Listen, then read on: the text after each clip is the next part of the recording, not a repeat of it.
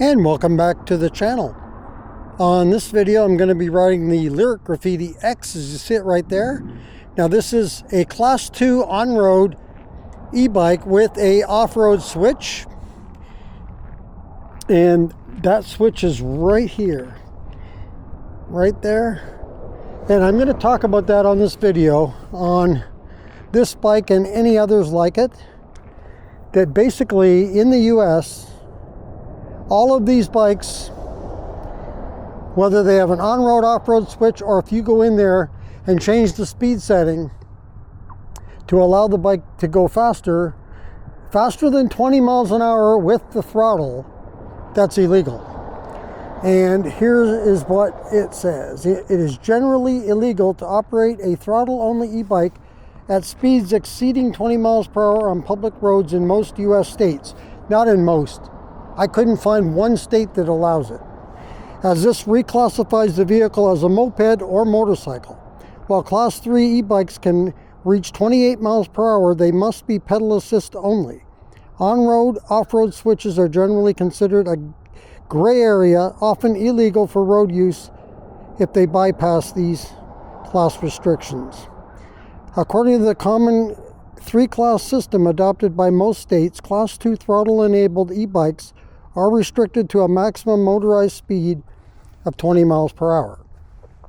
Reclassification. If a throttle-equipped e-bike can exceed 20 miles per hour using only the motor, it is typically considered a motorized vehicle requiring registration, insurance, and a license.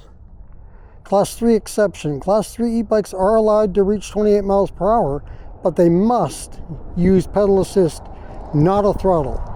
While the Consumer Product Safety Commission allows e-bikes to go faster than 20 miles per hour with combined power, state and local laws often impose strict 20 mile per hour limits for throttles. On-road, off-road switches. There is no specific state law that explicitly legalizes a switch to bypass speed limits on public roads. Functionality. If a switch allows a 20 mile per hour bike to operate at 30 plus miles per hour on public road or public path, a bike path, it is likely illegal. These switches are generally intended for use on private property or off-road trails where e-bike regulations do not apply. So now let me hop on the bike and let's talk about this, because I have a comment about this or two, and I'm sure you out there, probably more than a few of you, I'm sure, have a bike that goes beyond 20 miles per hour using the throttle. I'm thinking of many bikes that do it, not counting Sarans and Talarias and all that, but I mean, there's, goat power bikes, there's wired, there's all kinds of them. Happy Run. I'm not going to name them all off, but you go down the list, there's a whole bunch that can go beyond 20 using the throttle, including the one I'm on right now.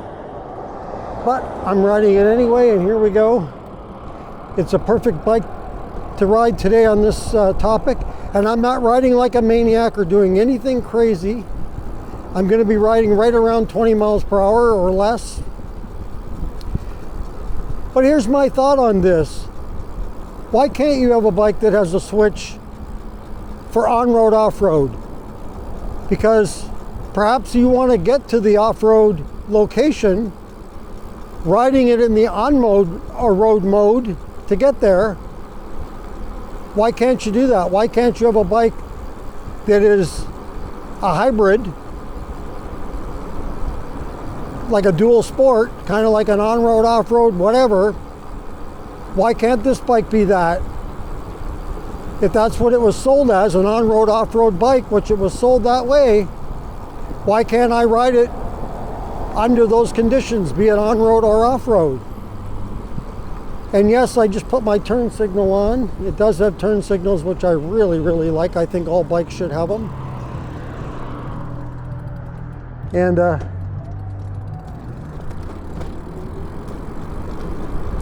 so yeah, I don't see any problem with having an on-road, off-road switch. It's a bit it's actually a little more convenient to have that than have to go into the settings here and change it all up all the time to go on and off. It's nice to just have that switch. So how did we get to allowing switches on the bike to begin with? You know, like why is there even a switch on there then if it's not legal? It's obvious that an on-road, off-road switch means it goes slower in one setting and faster in the other. So why are they waiting till now basically to say, well, no, you can't ride that, you know, or whatever.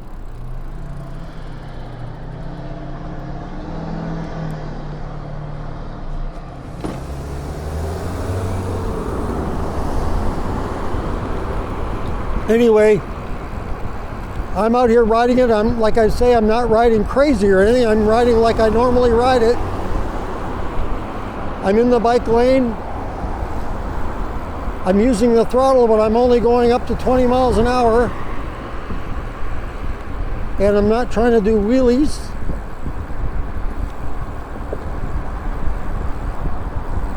Or do anything crazy. Whoa, I just hit 21. Excuse me there. Anyway, let me know your thoughts on this. Do you, first of all, here's a good question for many of you out there. Do you actually own a bike that has a throttle that will propel a bike beyond 20 miles per hour?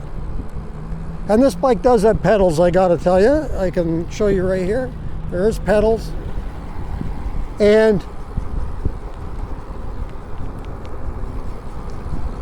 so it's not just pegs, so it's legal that way. This is the one bike that I will not, or I do not pedal, but I have pedaled. It's not like I can't, but this is the bike. I purchased it to throttle only, and that's what I do. I throttle it only. It's my favorite bike. The reason why it's my favorite bike, first of all, I like this style of bike, and secondly, I just like the way this bike rides. Smoothest bike, you know, by a country mile. I think a lot of that has to do with having a full suspension, and it has awesome tires.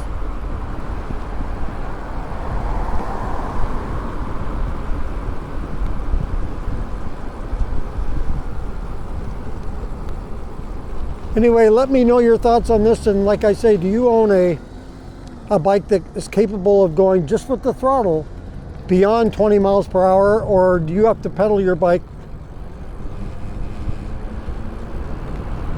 to get it beyond 20 miles per hour? I'm just curious how many people out there have such a bike. And the thing is, the ones that do have that bike are probably someone who has had the bike a while. I'm not sure what this guy was doing, but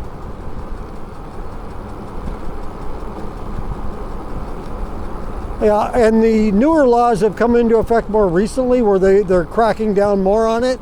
And basically, the days of the wild, wild west, I guess, are over. But even if you own a bike like this and you're not riding it crazy,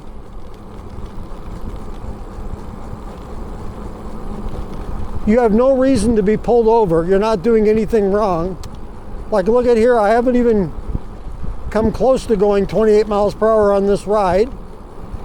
And I have no reason to. I'm not out trying to break any speed records.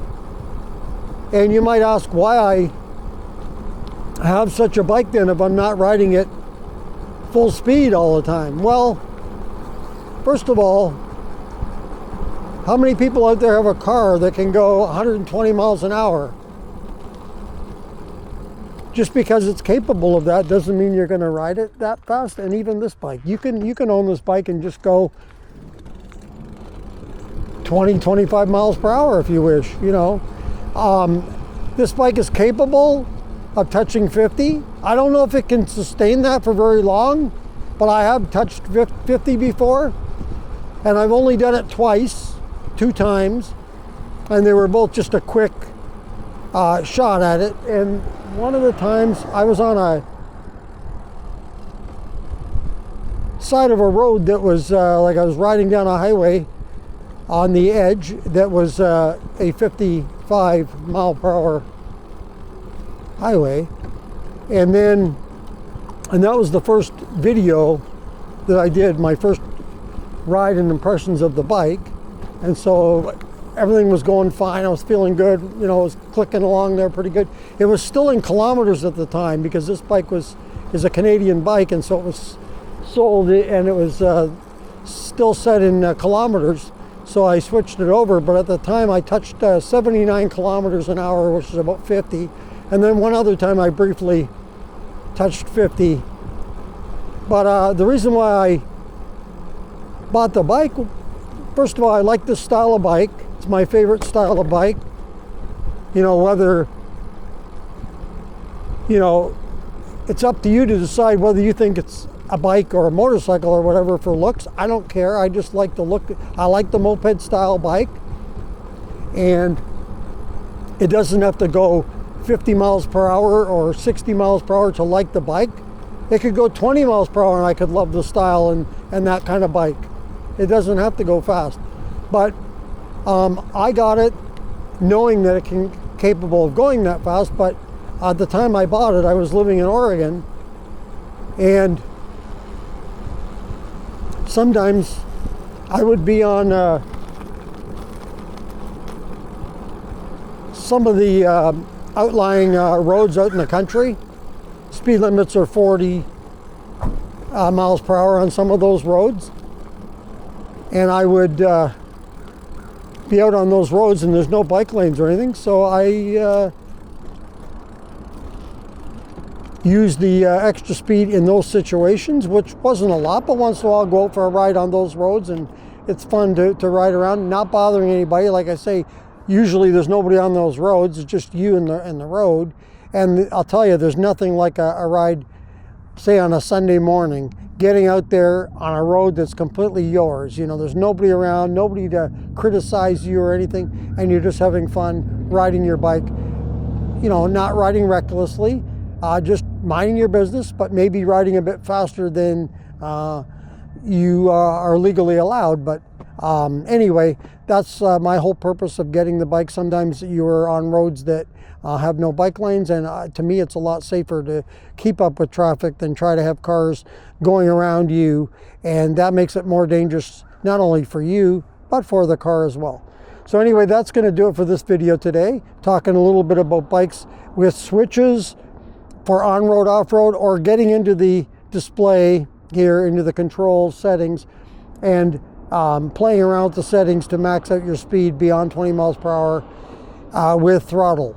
And let me know in the comments your thoughts on this, and whether you have a bike that does such. Anyway, that's going to do it for this video. If you like this video, go ahead and hit the like button. If you would like to subscribe to the channel, thank you very much. Just hit that subscribe button. If you want to be notified as to when the next video comes up on the channel, just hit that notification bell. And if you want to leave a comment on this or any other videos that you've seen on the channel, go ahead and leave that in the comments below. Again, thank you for joining me today on Electric Bike Mark. And until next time, be safe everyone, and keep your wheels on the road. See you later.